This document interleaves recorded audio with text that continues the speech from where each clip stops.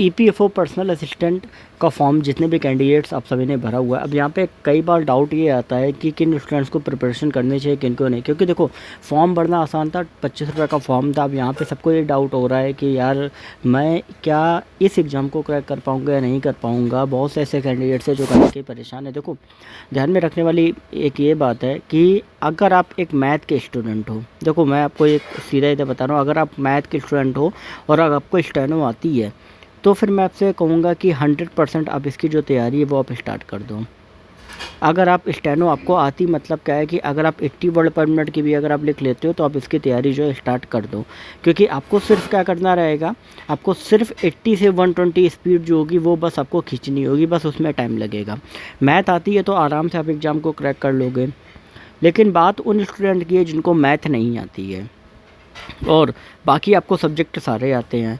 तो यहाँ पर मैं आपको बताना चाहूँगा कि अगर आपको मैथ नहीं आती है ना, तो मैथ का क्या करो, बेसिक आप तैयार कर लो। बेसिक क्या तैयार करना है कि अर्थमेटिक वाला जो पोर्शन है, ठीक है, वो आप तैयार कर लो, बेसिक तैयार कर लो। और स्टेनो आपकी अगर ज़बरदस्त है, आपकी 100 के करीब जा रही है, तो फिर आप प्रिपरेशन कर सकते हो। लेकिन उन स्टूडेंट्स के लिए जो प्रिपरेशन कहीं ना कहीं जिनको नहीं करनी चाहिए, क्योंकि फिर क्या होता है कि आप बार बार डिमोटिवेट होते हो, एग्ज़ाम अगर नहीं निकलता है।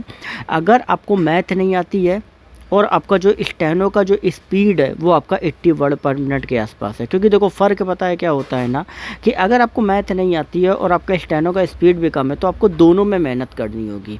समझना बात को, दोनों में कैसे मेहनत करनी होगी। एक तो आपको इसको टाइम देना पड़ेगा, फिर उसको, क्योंकि 80 से 120 खींचने में पानी लग जाएगा, आप समझ लो आराम से। क्योंकि 120 नहीं, आप जब 135 के करीब लिखोगे तब 120 आप लिख पाओगे, आपको पता होगा जो कहीं न कहीं लिखते हैं।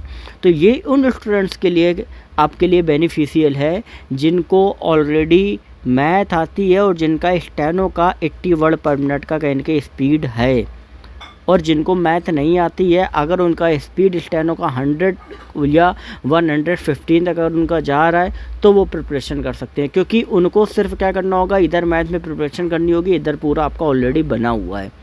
ये ध्यान में रखो, क्योंकि ये एग्ज़ाम को रिटन तो आप एक बार निकाल ले जाओगे, लेकिन स्किल निकालना उतना ज़्यादा आसान नहीं है। क्योंकि स्किल में क्या होता है ना, यहाँ पे लगभग सारी चीज़ों में आपकी जो फुल मिस्टेक्स होती हैं वो आपकी काउंट होती हैं, जिसकी वजह से स्किल जो होता है वो एसएससी के कंपैरिजन में काफ़ी ज़्यादा टफ माना जाता है। अब जितने भी कैंडिडेट जो कहीं ना कहीं इस वीडियो को देख रहे हैं, फटाफट से चैनल को सब्सक्राइब करके बेल नोटिफिकेशन आइकन कॉल पे कर लीजिए।